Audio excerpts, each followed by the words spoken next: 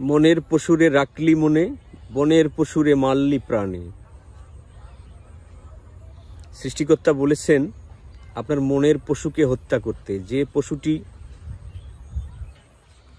মানুষের অকল্যাণ করে, আপনার মনের ভিতরের যে পশুত্ব, সেই পশুত্বকে হত্যা করতে বলেছেন।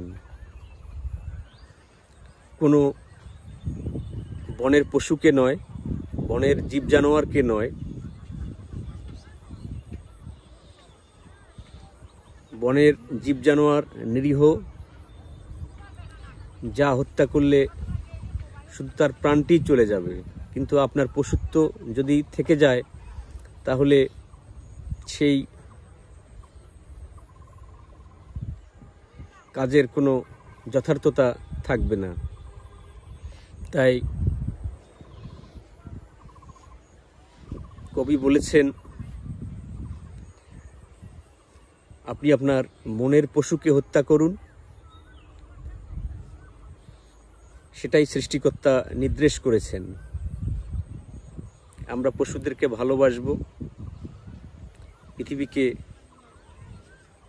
সুন্দর হতে সহযোগিতা করব। ধন্যবাদ সবাইকে।